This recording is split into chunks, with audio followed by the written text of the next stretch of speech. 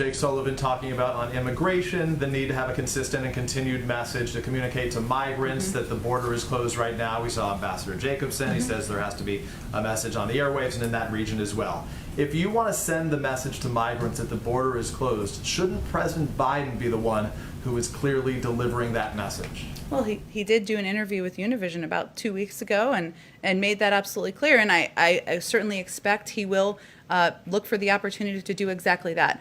I will note, however, that he is one of the voices. Ambassador Jacobson is one of the voices. There are a number of effective voices in the region, including leaders in the region, including partners we need to have in the region, NGOs and others, to deliver the same message that now is not the time to come, that the majority of people are turned away at the border, which is backed up by factual data, that adults, families will be turned away at the border in almost every scenario. And so that is part of the data and part of the information that we're looking for partnership to deliver in the region. Is it working?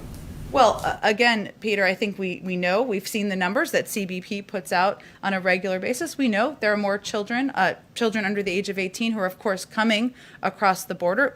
That is consistent with what our policy has been. But in terms of people who were turned away, who are coming to the border, who are turned away, I mean, those numbers, are people hearing that? Are they still making the journey? I don't have any further analysis of that. I know that what people are looking at is that there are more children who are coming across the border, and we've certainly confirmed and acknowledged that. Let me ask you about the president's speech last night. This was a speech about the anniversary, the last year since the pandemic began. Of course, he spent a lot of time touting the success of vaccines, yet there was no mention of the president under whose administration these vaccines were developed. Does former President Trump not deserve any credit on vaccines? Well, the president himself and many people in our administration have conveyed that making the progress that was made, and we've said this publicly, that was made on these vaccines was a Herculean, incredible effort by science and by medical experts. And certainly we have applauded that in the past, and we are happy to applaud that again.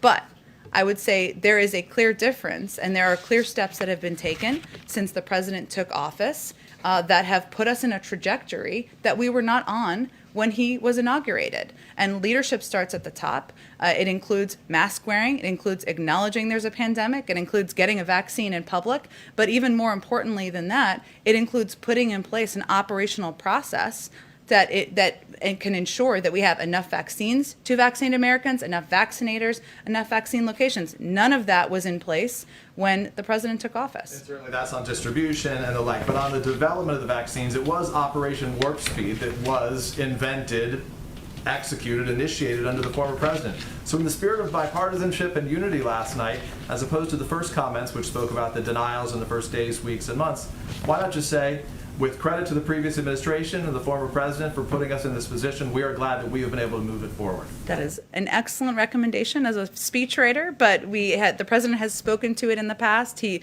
has applauded the work of medical experts and scientists and the prior administration. And what the purpose of last night's speech was to give an update on what his administration has been doing, what he has done since he took office, the progress that's been made, what the work is ahead, provide a light at the end of the tunnel, and ask Americans to engage in the process and do what's needed to be done so we can get to those July 4th barbecues. And fairness, as he said, to bring all Americans together, which is why I asked. Of course that is, but I would say that Americans are looking for facts, they're looking for details, they're looking for specifics, and I don't think they're worried too much about applause from 6 months ago when the president has already delivered that publicly.